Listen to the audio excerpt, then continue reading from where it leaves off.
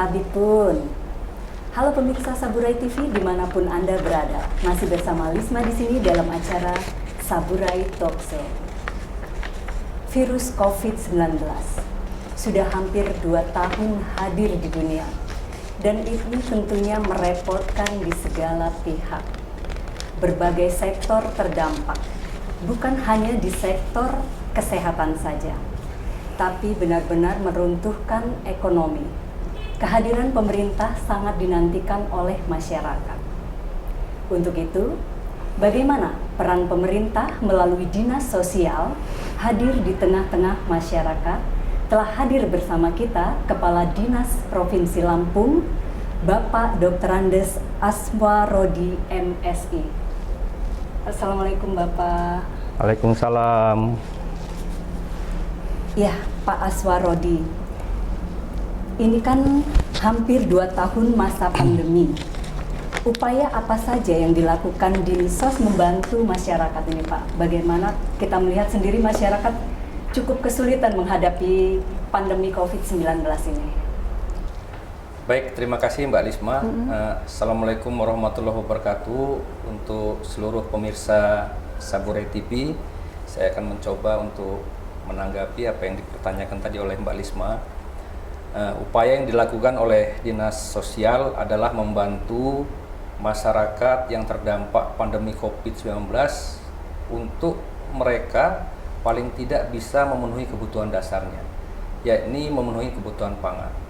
Adapun bantuan sosial yang didistribusikan oleh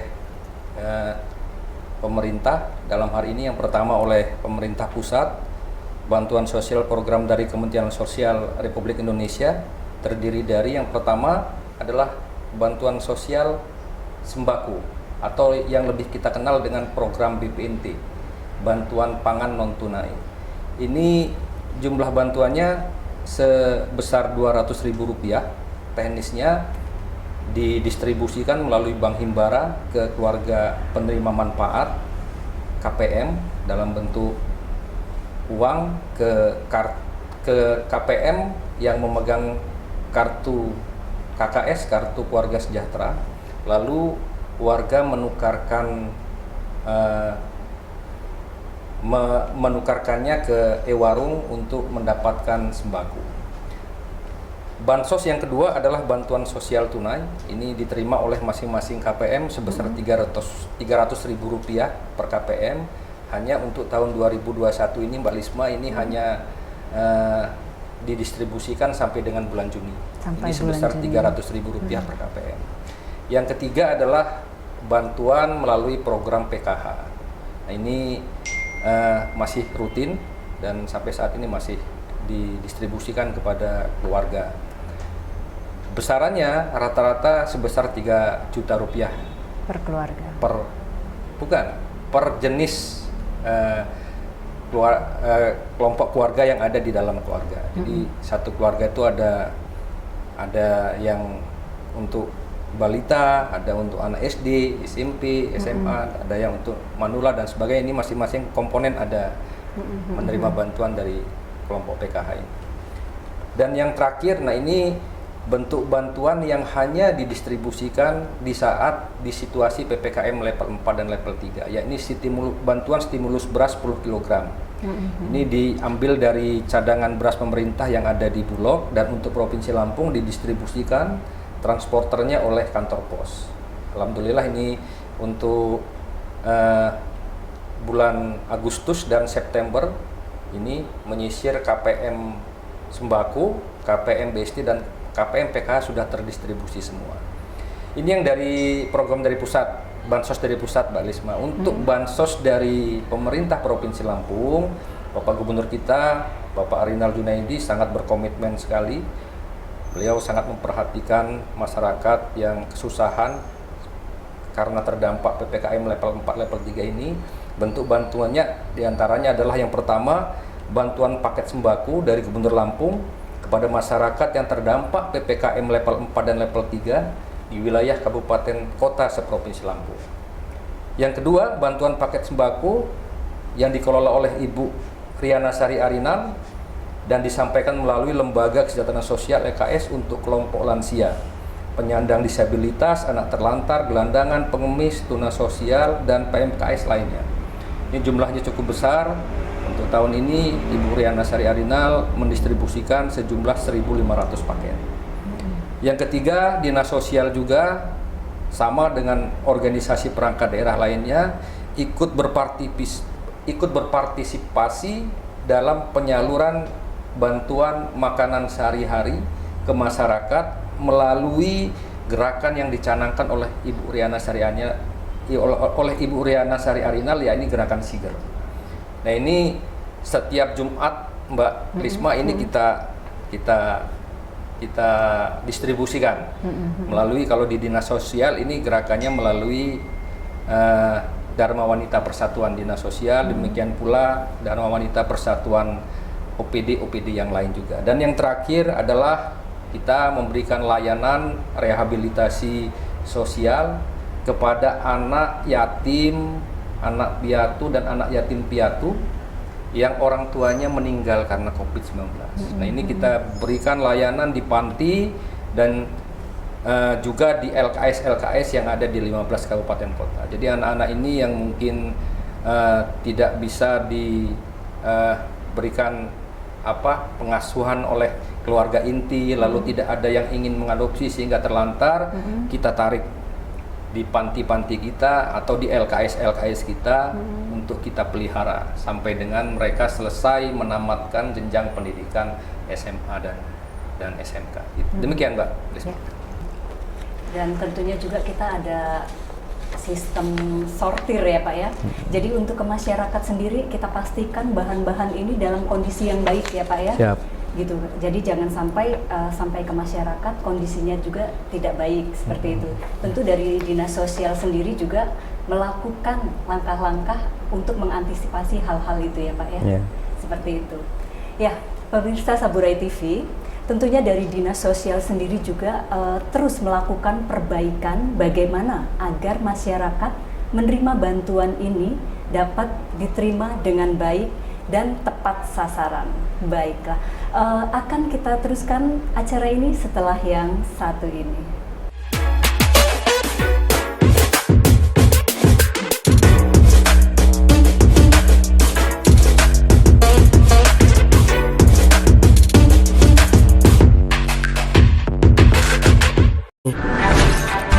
Halo semuanya, aku Modi, maskot TV Digital Indonesia. Aku akan membantu semua orang menuju migrasi TV digital. Di mana? Di siarandigital.id dan call center 159. Ayo semuanya, dukung migrasi TV digital. Bersih gambarnya, jernih suaranya, dan canggih teknologinya. Halo semuanya, aku Modi, maskot TV Digital Indonesia. Aku akan membantu semua orang menuju migrasi TV digital. Di mana? Di siarandigital.id dan call center 159. Ayo semuanya, dukung migrasi TV digital. Bersih gambarnya, jernih suaranya, dan canggih teknologinya.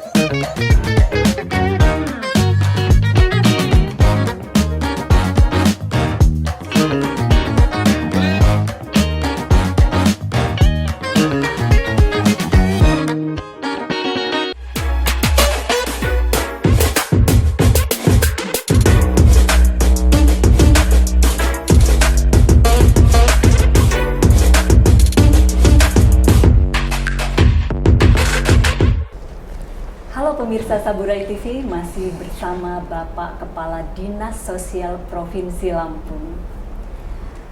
Bapak, kriteria dan metode pendataan untuk masyarakat dan kita menentukan yang mendapatkan bantuan sosial COVID-19 itu yang seperti apa ini Pak?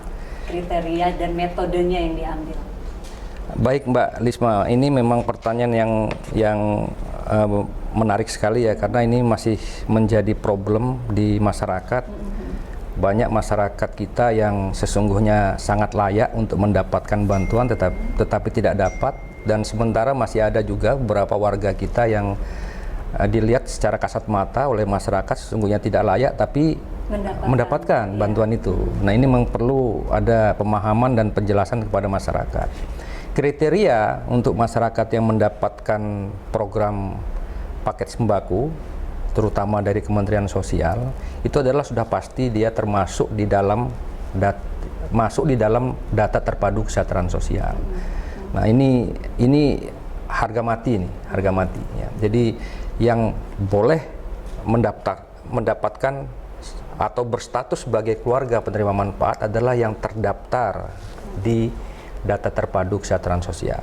Lalu pertanyaan yang kedua, bagaimana supaya kita bisa masuk sebagai masuk di dalam data terpadu kesejahteraan sosial? Metodenya adalah ini diatur di dalam Permen SOS nomor 5 tahun 2019 tentang pengelolaan data terpadu kesejahteraan sosial, dan juga Undang-Undang nomor 13 tahun 2011 tentang penanganan fakir miskin, yaitu data mengacu pada data terpadu kesejahteraan sosial yang mana status kesejahteraan sosialnya terendah. Pendataan dilakukan mulai dari desa. Nah, ini dilakukan oleh petugas, lalu setelah dilakukan pendataan dimusyawarahkan melalui forum Musdes dan Muskel di tingkat desa. Setelah itu berlanjut ke kecamatan, disahkan oleh kabupaten, dan akhirnya diinput di data terpadu kesejahteraan sosial yang dikelola oleh Pusdatin Kementerian Sosial.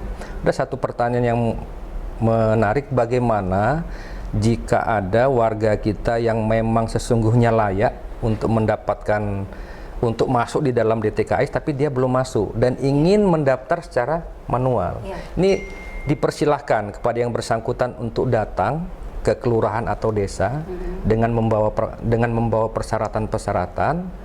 Persyaratannya adalah KTP, KK, rekening listrik, surat keterangan tidak mampu dari kelurahan, lalu mendaftar di kelurahan. Nanti oleh operator kelurahan dan desa itu akan diinput dan selanjutnya ditindaklanjuti sehingga masuk dan terdaftar di data Pusdatin. Nah, ini adalah syarat mutlak bagi warga yang memang memenuhi kriteria dan dapat masuk sebagai penerima bantuan sosial dari Kementerian Sosial, Mbak Lisma. Ya.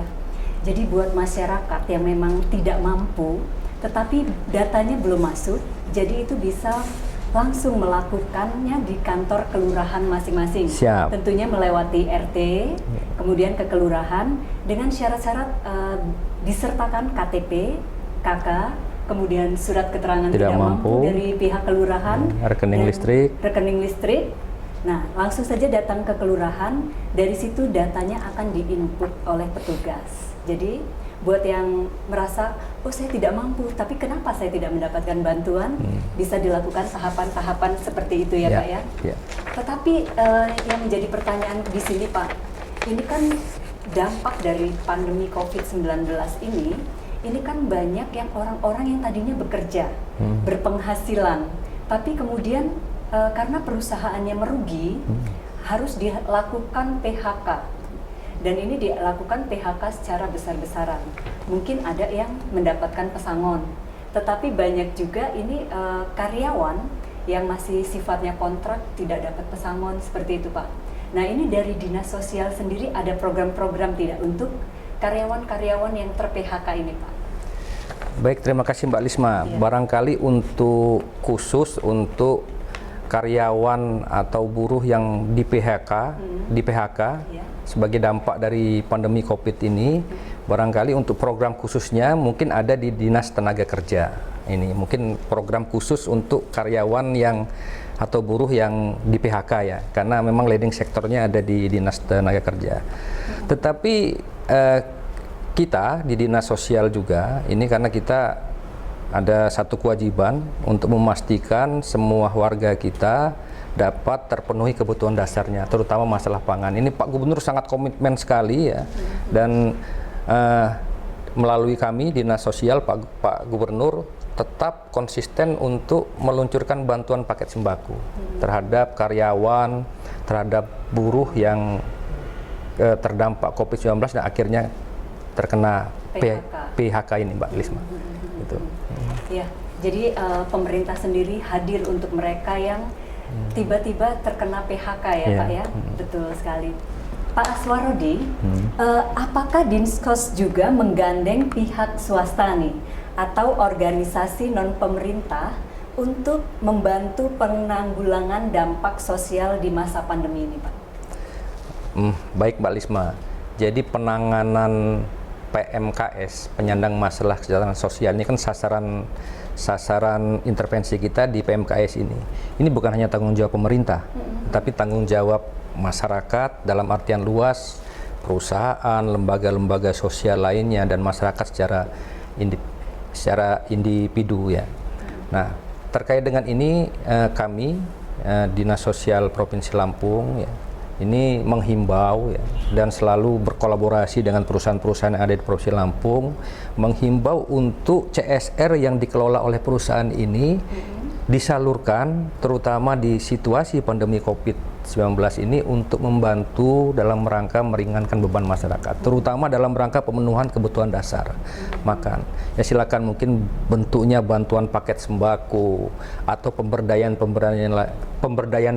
lain yang terfokus kepada pemenuhan kebutuhan pangan ini, sehingga masyarakat merasa lepas dari beban yang melilit, terutama dalam rangka pemenuhan kebutuhan dasar ini.